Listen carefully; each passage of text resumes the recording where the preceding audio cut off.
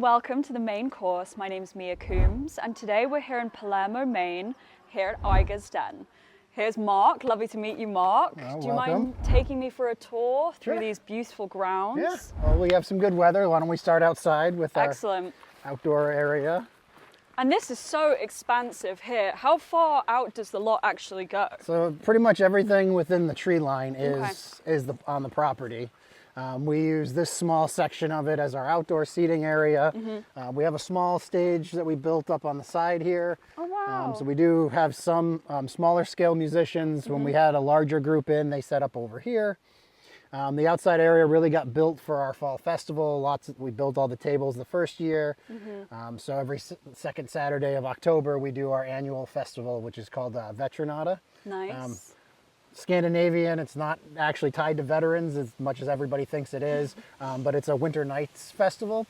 So it's celebrating the harvest, preparing for winter, and giving thanks to friends and family for everything that happened throughout the year. That's gorgeous. I love that. Being community-based, that just seemed like a good one to celebrate for us. Absolutely. And you can see walking through how this would be such a wonderful place to spend an afternoon. Do you guys ever host larger events? Like I can see like a wedding party here or something. Yeah, we've had some some groups in, but nothing massive. The biggest thing we do is our fall festival. Yeah. We usually, large group, and then the Portland Reavers, the medieval combat team, sets up in that area and do their combat. And then around the parking lot is where we do the axe throwing and the atlatl, and then music throughout. And then a lot of people like to meander down here and find our Highland cattle. Yeah, I'm excited. I hope we spot one, but I've seen pictures. I'm sure we can rustle one or two of them up. Start calling for them. So tell me, how did you come up with the name and the theme? So I was always into all mythology, but definitely Norse always struck me from most of my life. And then getting into mead, it just kind of seems fitting. I mean, even though mead it's the oldest alcoholic beverage, they've dated it back to a dig in China, 7000 BC. So it's been around a minute. But it's just medieval and Viking times really is the thing that most people think of when you're talking about mead. Yeah. Mostly from, Renaissance fairs and then those kind of things. And that would be the only opportunity for most people to try it. So that's what's so awesome about your concept. Yeah. And that is Eleanor. Hi, Eleanor. I like the bangs. Yeah. The blonde one coming up is Lulu. Oh, look at her. So are they all female primarily? These two are. Yeah. And then some more is over in the back there, and he's her son. He's down towards that tower. That's very impressive. Look at that. So how old are these girls? So she is 6 to 7. We kind of got rough approximations when we got them. Right. And then Lulu is 8 to 9. Well, thank you. I'm so glad that we got to see them. Bye, girls. See you later. So could you tell me more about these posts that I see dotted around? So we have a great outdoor area. In an attempt to get more people wanting to hang out outside. We figured we'd get some yard games, and we wanted to do something different, which is kind of everything about what we're doing is different. And so the ones we landed on are actually Nordic games. Wow. So we went with Kub, which is a Swedish-Norwegian game, sometimes referred to as Viking chess.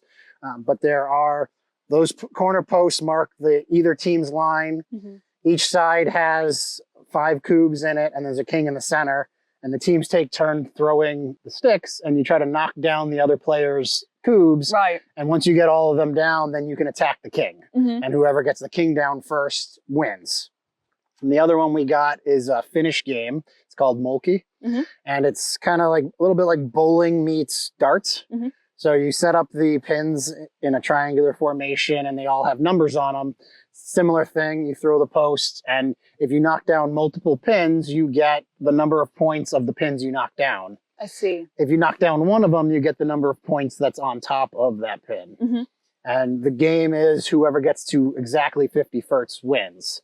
So if you get close and you go over and you end up with 51, you go back to 25 and restart again. So kind of like darts in that number, where you're playing the exact number. And it's just they're fun yard games, very different. There's actually a few people when we posted knew of them and got excited, so that's always fun to see. And if you know sort of thing. Yeah. So we thought it would just be a nice change of pace, running in theme with everything we're doing here already. And yeah, just something different. Yeah. That's awesome, because I had never even heard of those games, let alone played them. So you get to do a little teaching moment, bring everyone together. Yeah. That's so cool. I love that. So now I suppose we'll head back inside. I love all the lights throughout. It's so warm and welcoming. Yeah, well, when we originally built the space, it was more production facility. And then as we started doing more of the tasting room, mead hall feel, we knew we needed to change it. Sure. So this area right here, we're currently expanding into, and we're now calling this Aegir's Annex. Okay. And it's going to be an artisan self-serve pantry.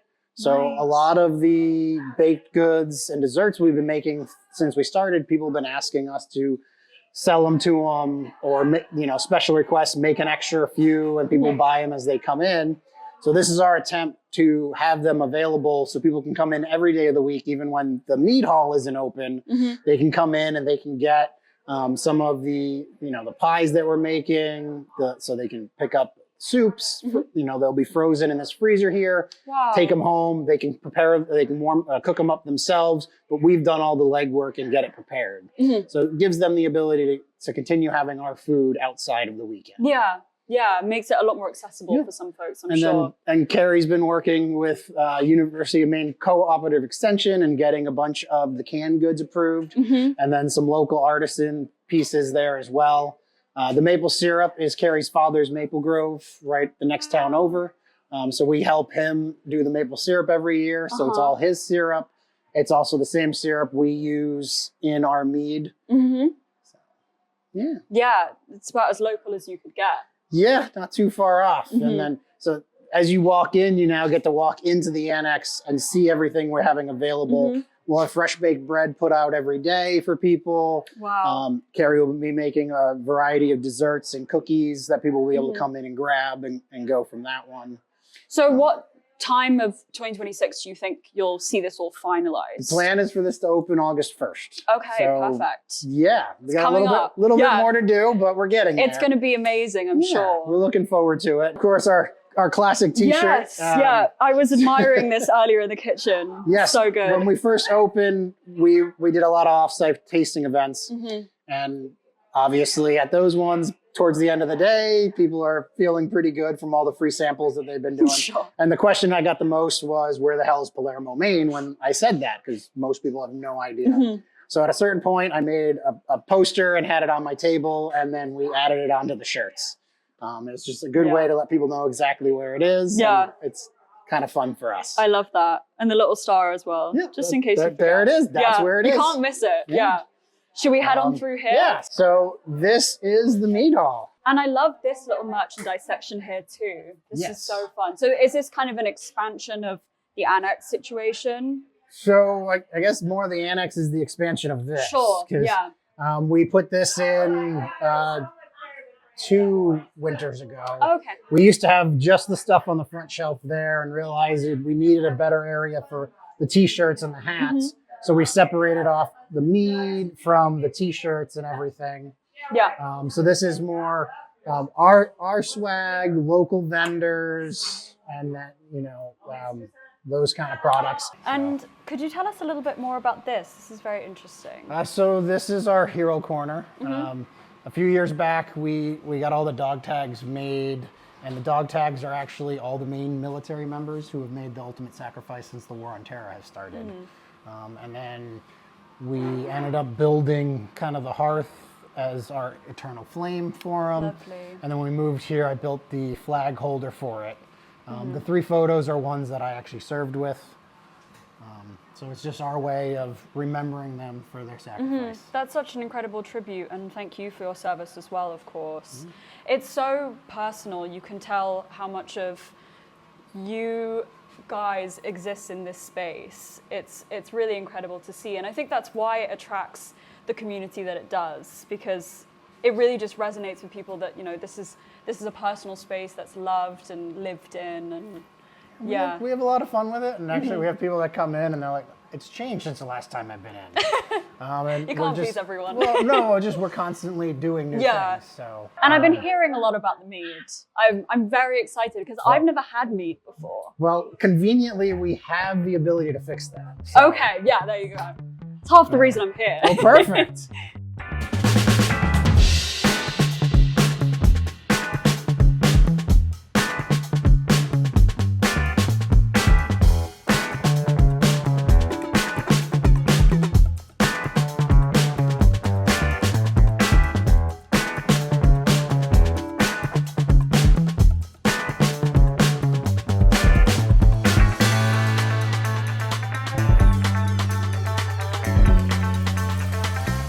So, lovely to meet you. Can you tell us a bit about what you do here at Aegir's Den? Nice to meet you too, Mia. Here at Aegir's Den, we make food from scratch as much as we possibly can. We make our own bread, our own pasta, our own sauces, our own pastries. We even do our own phyllo. Wow, okay, so a very complex operation. Yes. And I see here as well we've got a lovely assortment of pastries. Can you tell us a bit about these? Sure. Here we have a beef and stout pie made with a local stout. And we have a mushroom pie. Lovely. And then we have beef Wellingtons that we usually serve on Valentine's Day. Nice. I like the little hearts too. Yes. It's a good touch. And then we have potato pies with some vegetables in them. And then Keuerberg pork pies. Nice. Lovely. Over here we have a pear strudel, a blackcurrant and fennel ham pie, and an applesauce ham pie. Awesome. So such a wide assortment of ingredients. And you mentioned Valentine's Day. Are you open all year round? Yes. Yeah, very nice. Because it's like, I can tell from the community out there, you know, you get a lot of locals in. It's nice to have somewhere they can go throughout the year, right? Exactly. Yeah. So tell us, what's the plan with these? I see we've got an egg wash here. Is Yes. that- I'm going to egg wash these all and I'm going to put them in the oven. And then I'll turn focus to our stovetop and our fryer later over here. Excellent. And how long does it typically take in a day to kind of prep all of this? Oh, this would take several days to do all Right, of this. okay, yeah. So we've done this over time and put it in the freezer. Because you guys are a farm-to-table operation, correct? Correct. Nice. So we collect food supplies from local farms. And we just sort of contact them throughout the week, or they contact us and they say, this is what we have this week, and we figure out what to make with it. So if we can do some things, make some things while they're in season and store them away for people to come and take home. Yeah. Because people sometimes don't like to go out. They just want to Sure. cook good food at home, but they don't necessarily have time. So Edible they're asking souvenirs. us, you know, can we buy these? Can we take them home? Yeah. We started to think, why not? Yeah, because people shouldn't miss out on all of the wonderful food you have here just because, you know, they're not in a position to come and eat that day, you know? And it's nice too because we noticed all of the outdoor seating. So particularly in the summer months, it must be nice to have the option to have this lovely cozy interior here and then the gorgeous view outside. I mean, this spot is just incredible. It is, yes. How long have you guys been here in particular? 5 years now. Wow, okay. So we started the Meadery in 2019 in Pittsfield in the basement of an old school house. And it was very, very small there. And it was just a starter. And, you know, being in the basement, there's only so much you can pull down the stairs. And then when COVID happened, we got shut down, and that was the weekend we were going to actually open up for public versus just distribution. What are the odds of that timing? Right, and I've heard a lot of stories like that too. Yeah, I know a lot of people were had to affected. adapt, didn't they? So thankfully, alcohol establishments were one of the first ones that were considered to be essential. And so we What were does that able say to, about us as a society? right? So we were able to, at one point, fit one person in our tasting room and reach in and hand them the glass to taste it from another room. But then we moved here and we were able to expand and do some renovations and open it up for meals and festivals. We have a festival. Oh wow! It's on the second Saturday in October, and we bring in the Maine Reavers, which is a combat demonstration team, a medieval combat demonstration team.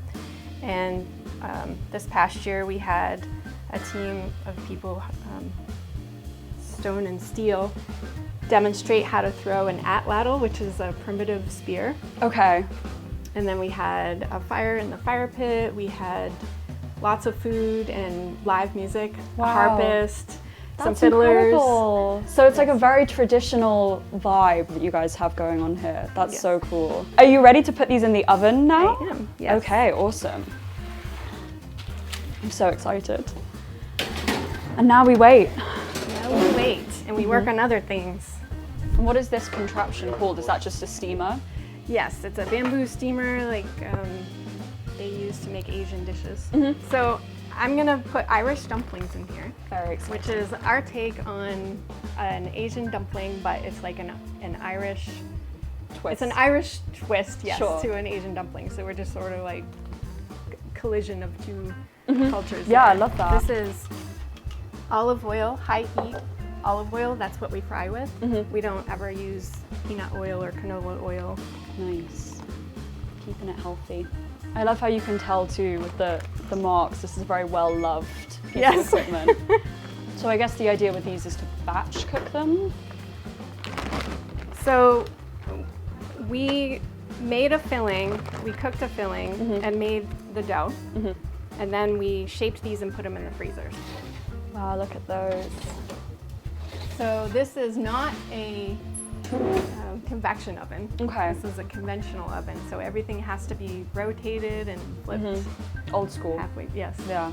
I kind of prefer that in a way. And like it makes me more involved. Otherwise I'll wander off and just let it cook and I'm not like, I don't feel like a chef anymore, you know. We're gonna let those cook for a few minutes and then I'll throw the bangers in. Awesome. Into the skillet. And this is also well loved. But that's the lovely thing is sometimes, you know, when you go into someone's kitchen, you can tell they don't cook. Nothing's ever been touched. So this is nice, you know, it's very, as I said, well loved. So have the regulars been here since you guys opened this location? Yes. So we call them the Friday 4-pack or the Brat Pack. Nice. They show up every Friday at 5:30 and they've been here since the beginning. And they do sometimes look on Facebook or Instagram to see what we're serving, but other times they just come in and say, what are we eating this weekend? Sure. And they have adventurous palates and they're always willing to give some feedback because they're our first customers of the weekend usually for the main meal. And they're test driving everything, right? Yeah. Right, and so the first time they came, one of the couples, she sent her husband in and said, this place looks a little nondescript. Will you go in and check it out? Because she knew it as what it was before, originally, which was a chicken barn. Yes. How exciting though to have known this before as a non-functional space and to see what you guys have made of it is just amazing. So what was this timer for? Okay, that was for the pastries, the dessert pastries, and also the dumplings. Okay. And so I'm going to check the temperature, and those are ready. Nice. So this is a little bit of whole wheat in the dough, so that's why they look. I trust you. A different color. Yeah. So we like to make each different type a different shape. Okay. That way it's easier for us to tell. It allows us to continue using our creative energy, and then the customers get to experience different things each time as well. I'm very impressed by the folding skills here too. That's Mark. He's the folder. Yeah. The dumpling folder. The meat guy and the folder. And so we have a dumpling mustard dipping sauce. And this is lovely, so it literally comes out steaming hot like this. So you know that everything is so fresh, homemade. Ooh. Whoa. Those look amazing. Some of those are ready too. So what I'll do is pull off what's ready and put the pan back in. Okay. So these are the blackcurrant and fennel Awesome. ham pies. Those look so good. So my first duty station in the Air Force, I spent 2 years in England at RAF Crowton. Very nice. And I really enjoyed the food over there, especially the pastries and the meat pies. Yeah, there are some things we do really well. Yeah, English food gets a lot of slack, but some things we've mastered, I think. Absolutely. So, So those ones just have a couple more minutes. Okay. So I'm gonna put these back in. Okay, so while those cool and the other ones cook, And to like divert my I attention. will check the temperature on my lamb sausage. And these are ready. And so this is part of our bangers and croquettes, or our version of bangers and mash. Love it. I'm feeling so patriotic right now. We both have a little bit of Irish blood, and Mark and I have also English blood. Sometimes people come and they're representing their country on the weekend where we're serving food from their country, and they just want to try it and see. And I'm always anxious to see did I hold up to their standard? Yeah. And usually they say this just takes me back. That's awesome. That's like the ultimate compliment. Yeah, absolutely. Okay, so now I'm going to I'm going to batter the croquettes, which is a mashed potato with some garlic, some onion, and some garlic scapes. Wow. And I don't know if you're familiar with garlic scapes. I've heard of them. I've seen people cook with them before, but I personally have never cooked with them, so I'm very excited. Well, they are very much appreciated around here, and oftentimes the scapes themselves are discarded. Yeah. Because if you don't cut them before the seeds come out, they pull the nutrition away from the actual garlic I bulb. see. So they have to be cut off, and then they're delicious to eat. We fry them, and we make dilly scapes, which are like dilly beans. Because oftentimes you just see them, they're just thrown in the aisle in the garden, Yeah. which is composting, so that's good. Sure. But it's nice to make use of everything you can, though, all parts of the plant. we definitely agree with making use of everything,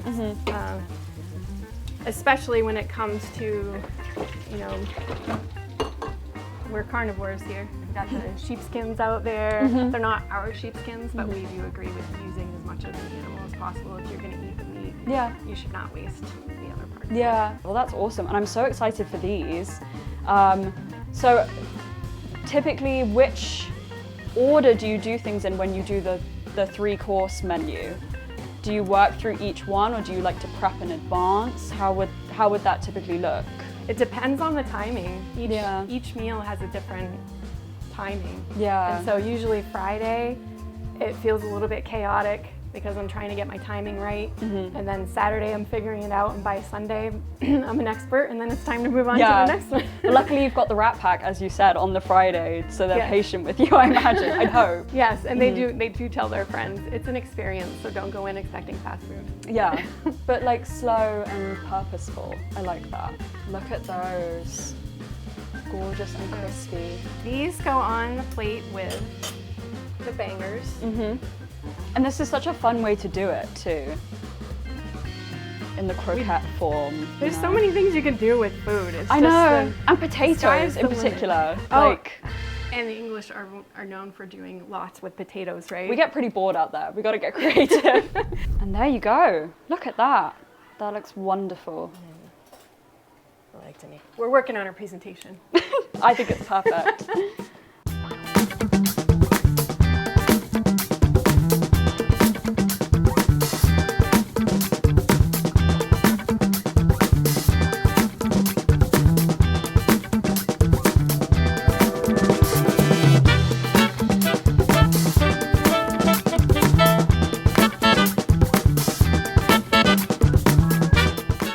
So we're going in for the first bite of the bangers and mash. I'm thinking I'll do one bite of each and then a combo. That sausage is so good. So flavorful, but it's also really simple. And then, to dip or not to dip? I'll do a little dip.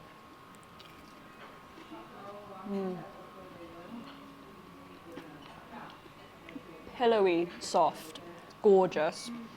And then the piece de resistance. We'll do the combo bite with the sauce.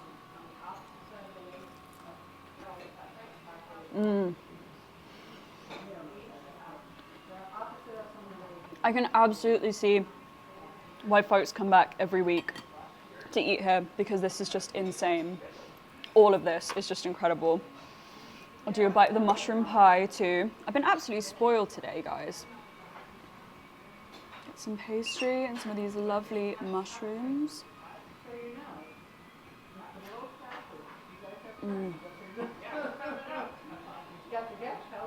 So hearty and delicious.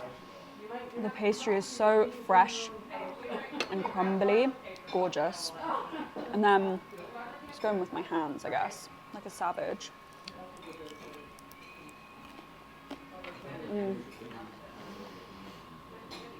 If you guys want to just leave me alone with these plates for the next couple of hours, I'm in heaven right now. Gorgeous.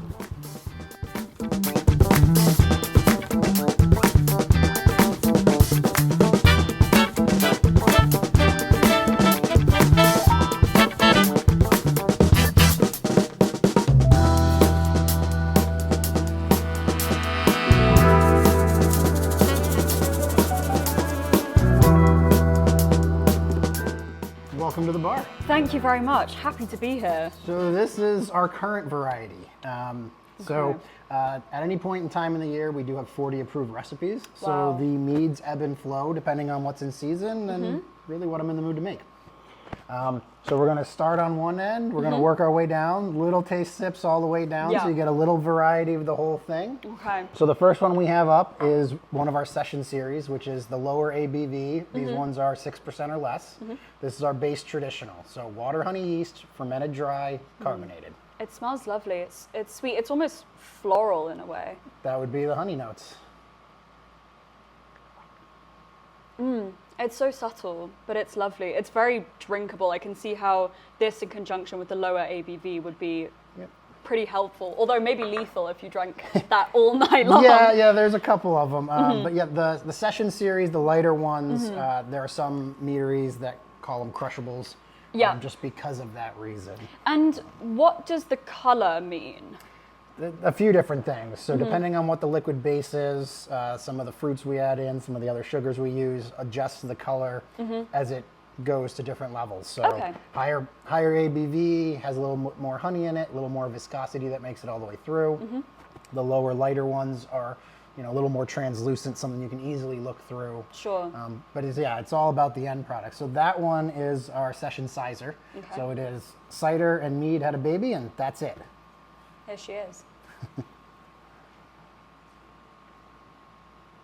That's lovely. Again, the apple really comes through, especially from smelling it. It's a really nice combination of the flavors because the mead still carries, but you can tell that there's that cider base note in it. So this next one is our BT.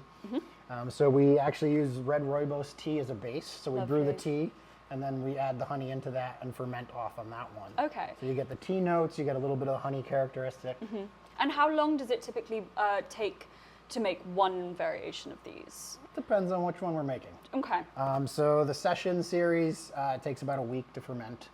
And then, depending on how long it has to settle off and clear. So our short series is a 10%, and it actually ferments faster. It takes about 48 hours to ferment. We're using an aggressive Norwegian farmhouse yeast.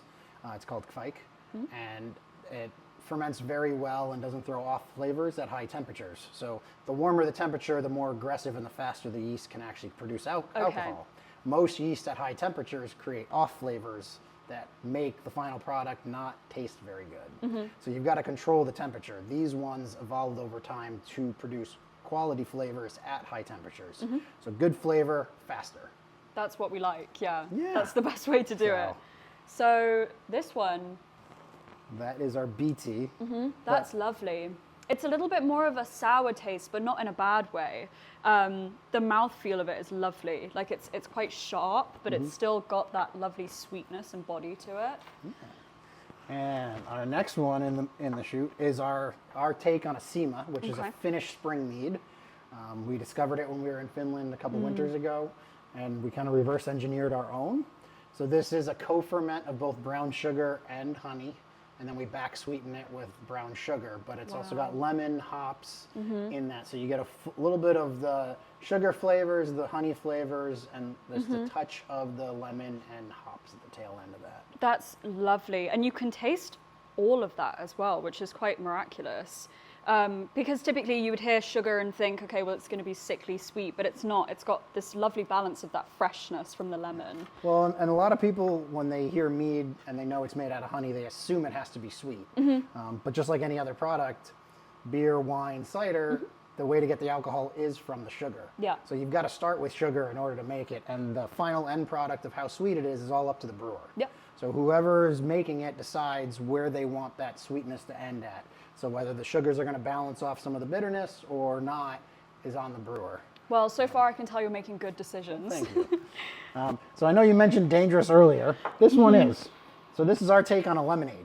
Okay. And quite literally, when we were mixing the flavors, we mixed the lemon juice and the honey in until it tasted like the kid on the corner selling lemonade, Yeah. but for adults. Yeah. Oh, wow, yeah. That's delicious. And what ABV is this one? 6%. Yeah. So, again, Dangerous. all night long. And that's lovely too, because yeah, again, so fresh, but you still do have the mead quality to it, which makes it so specific to you guys and your brews. That's really nice. Again, I'm so glad that there's like all of these in front of me, because there's so much flavor that you can inject into these. So mead can dabble in all the different alcohols. So as you already tried the cider one, you can do ones with wine combinations. They're called piments. We occasionally run a spicy one. So there's hot peppers in it. We use ghost pepper and honeyberries in that one, which is wildly popular. And then there's also a category called a braggot, which is a beer mead combo, which you're going to try in a little bit. We do have one of those. It's not often that meaderies get to do that, because in order to use grain in the facility, you need a beer or distilling license. Okay, so continue. we just finished the session series. We're stepping into our short series, and these are all 10%. Okay. So you're going to get a little bit more of the honey flavor that makes it all the way through. Okay. This one is our Loki's Imperial Wit. We modeled it off of a Belgian white. So it's a hopped mead with orange peel and coriander. So to mimic some of those beer notes you get, but still being a straight mead. So for the folks that have celiacs or gluten-free but miss having beer, this is really that. Yeah, this is a fantastic alternative. And again, yeah, it's so flavorful. You can tell, I think, from the session to here, it packs a little bit more of a punch, but not so much more so that it would be unpleasant. It's still, again, a very subtle, light flavor. I keep going back for a second sip, and I'm like, I've still got a lot to get through. Second sips can be later. Yeah, exactly. So the next one in is our Brissengamen. And I know there are some names in here. Some of them are ours, and it's out of Norse mythology. Some of them are actually mead terms that are used to describe how you're making the mead. In Norse mythology, Brissengamen was Freya's necklace. And it was a protection necklace, and it was a story that kind of resounded with us. So when we made this one, it kind of mimicked the color of the amber inner necklace. So this is a blackcurrant and fennel seed. This is lovely. It's very hearty. It's a very warm flavor. Yeah, and a lot of people will get worried with the fennel seed because they've had black licorice and they don't like it. Yeah, there's nothing like that. It's trying to get more of that mouthfeel that comes in, a little bit of the coating on the back of the throat. And it's, people who try it who don't like black licorice are often surprised that they actually do enjoy that one. And so this one here, what have we got? This is our braggot. Okay. So this is a beer mead combo. It's actually modeled off of a Finnish sahti, which is the oldest continuous brewed beer in the world. Okay. Up in Finland, they don't have hops growing there. They might have found some now, but back then they didn't. So their bittering agent was juniper branches. Oh, okay. And actually it was the juniper branches would line the wooden trough that they would use to filter out the beer. So the way the yeast plays with the different grains that are used, you get clove, banana, and juniper notes out of it. Wow. And it was just a style that I fell in love with when I read about it. And then when we were in Finland, I got to try some. And I knew that at some point when I was allowed to, I was going to be making this as a braggot. So we made the beer mash and then added the honey in and fermented it as a co-ferment between those two sugars. Okay. Wow. Yeah, this is delicious. Substantially different when you add in those Sure, flavors yeah. from the grain. I mean, often I imagine, other than the flight, people aren't having these side by side so often. And I was going to say, the flight is such a great idea because there is so much to try. There's so much variation between all of them. So it'd be a shame to only get one, you know. I'm being spoiled rotten right here. And this is lovely, yeah. It's so fun as well to hear about the history behind all of these kinds of drinks too, because I hear mead and I think, you know, Lord of the Rings sort of thing. So make it accessible. It was very popular all through, you know, everywhere in the world because bees were around, honey was made. Yeah. But honey became such a commodity that it was more valuable for people to sell and brew beer because grain was cheaper. And that's where the transition started to go of more beer focused and less mead focused. So we're reaching the end of the line. Yeah. This is our Apple of Aegir's Eye. Okay. So it's a bochet mead, which is, we actually caramelize the honey before we brew with it. Okay. So our bochets are the only ones where the honey ever goes above 110 degrees. All of the other ones get mixed at hive temperature, so we don't lose any of the characteristic or flavor profile that the honey would put into it. But this one, you actually cook it, and it's bochet is a French term, and it actually is burnt honey is the reference of it. So you actually make a dark, either an amber or a brown or even a black, depending on how long you cook it, of a honey, and then you add that in. So you get the caramel notes that come out of that. Yeah. So we mixed in that caramel honey with straight apple cider and then fermented it. So it's cider and honey. There's no water involved in this one, and you get that nice caramel apple flavor. I know, it's luxurious almost. It's just so nice and soft, the mouthfeel, as you were saying too. When you think caramel, you think of these lovely viscous feels, and that's really translating into this one. And again, the sweetness is hitting right at the perfect point, because again, caramel, you think super sweet, sugary, none of that's coming through. It's just this beautiful, almost like very sophisticated taste. So yeah, most of what we do is the semi-sweet, the dry level of it. I know a lot of other places do more on the sweet side, and I know a lot of people really enjoy that. In the mead world, that's a very common area, is fruit and more sweet. We tend more to the dry side, mostly because I prefer more of the dry. So I do tend to lean that way. Carrie has to remind me it's not all about me. So we do step up some in the higher, you know, the ones that hit a little bit higher on the scale. So we have that full body of flavor. So that way there's something here for everybody. Yeah, exactly. And it's nice again because your characteristics, your personality is still coming through in all of it, with all of the personal notes and the different flavors that you're injecting into it. But you still got your, you know, your touch, even though there's something for everybody. So that one is one of our bottle strengths, which is a 14%. This is the sweetest one we make. Okay. It's our dessert mead. It's a sweet clove.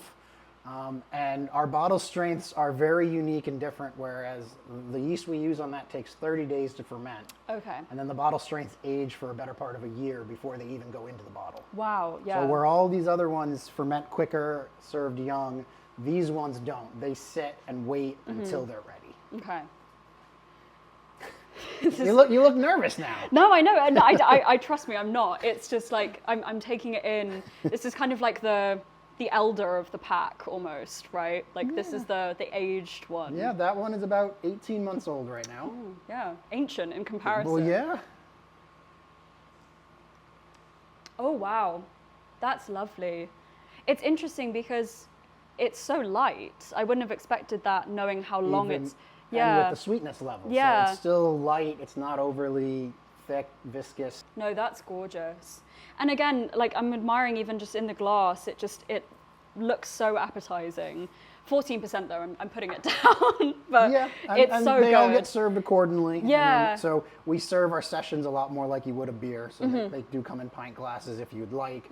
These ones get served in shorter glasses, and we treat our bottle strengths like a glass of wine. Yeah. Because that is the percentage. It is in the wine caliber. That's incredible. Yeah, I mean, I don't think I've come across an operation that is so local the way that you guys are. Yeah. You really know exactly where everything's from, and again, just such an impressive caliber of flavors too.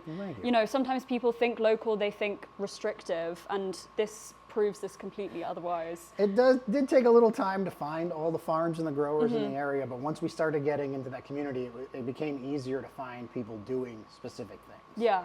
So there are a lot of things out there that people don't even realize that are going. We've had some weekend meals where all the food we served came right out of Palermo. Wow. And it's just because we have enough farms in the area, we could get it all. So we do as much close as we can, and then we step out from that circle when we need ingredients that to finish a meal or finish a mead that's just outside of that. Yeah, and hopefully this would encourage folks too to look closer to home, because the quality is so high, and it's just nice, it's reassuring knowing exactly where your food comes from, knowing that it's healthy and fresh and so flavorful. Is this the last one here? So yeah, I know how scared you were of our bottle strength. So now we're going to step it up a notch for you. With the 14% scaring you, that one's 40. Okay. As I said earlier, we did get our license for distillation. So now we are one of 7 distilleries in the country that are actually distilling mead. Okay. We're finishing all the final products of getting it available and out in the world of Maine. Right. So we've gone through the basic steps with the state of Maine, the federal government, and we're getting ready to start putting them into bottles. You've done your due diligence. In this one, you really need to, across the board. They look very hard at all alcohol, especially spirits. So this one is actually just our straight base. So this is a mead that then was distilled. Okay. And so you're going to still pick up some of the honey and the floral character on it, but there's no other flavor added to that. And is this a sipper or is this like a shot? Depends on the person. Okay. I would say sip. I think it's quality enough to sip on that one, and I'll join you. Cheers. Okay.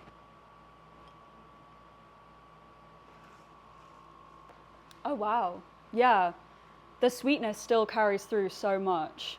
It obviously, you can tell it tastes more like a spirit, but you're not compromising on flavor going that high ABV. So that's lovely, very unexpected. Yeah, you get a lot of the honey that still makes it through that final product. So we're going to be doing a straight maple one. That's going to be one of our first releases. So the maple syrup that we make with my father-in-law, we're going to take that, we ferment it into a maple wine, and then distill that.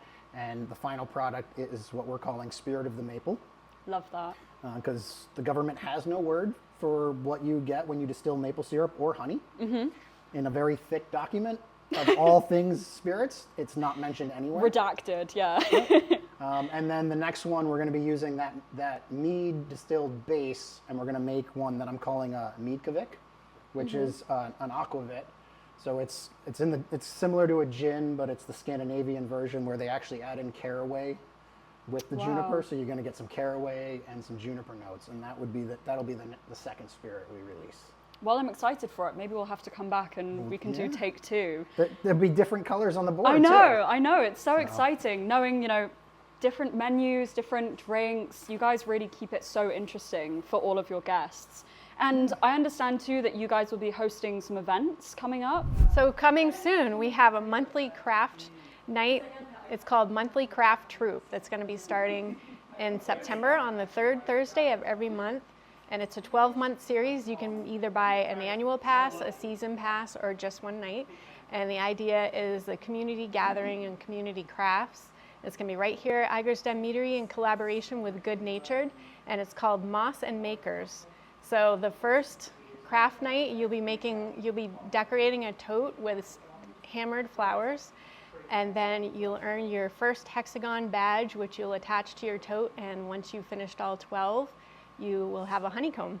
So we'll see you then, and stay tuned for more information, and we'll put it out on our socials. And then we are going to have another local musician playing. We're still pinning down the date on that one, but she came in and played for us one night, and so we're going to have her back. She's going to set up outside, and then, of course, as we mentioned before, our fall festival, which is our big annual event. This will be the 4th year we've been running it. And the last 2 years we ran T-shirt specialty. So each year there's a specialty T-shirt for the Veteranata with different animal logos. Nice. You've got to come every year and collect them all. Exactly. Yeah. So, well, and so where can folks find out about these events? So we're going to be posting them on social media, so Facebook and Instagram, and we'll be updating our website with some of the specifics and ticketed events. Everything will be available to buy through the website. Nice. Well, you heard it here first. This is where you can go to try incredible drinks, fantastic local food, and a taste of some amazing Nordic culture. So this has been today's episode of the main course here at Aegir's Den in Palermo, Maine. Thank you so much for having me, both Thanks of for you. coming. You guys should come down, check it out, have some good food, great drinks. And if you'd like to check out the other episodes of the main course, make sure you subscribe to LCTV on your smart TV. And thanks for watching.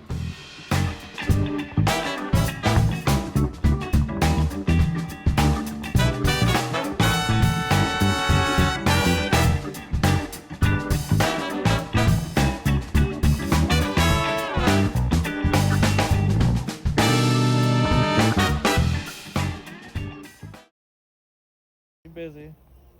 Come on over.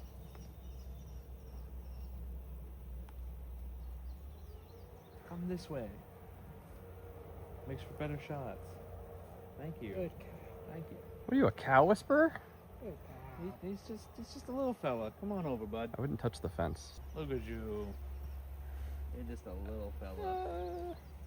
Oh, I know. You got the flies all over your face.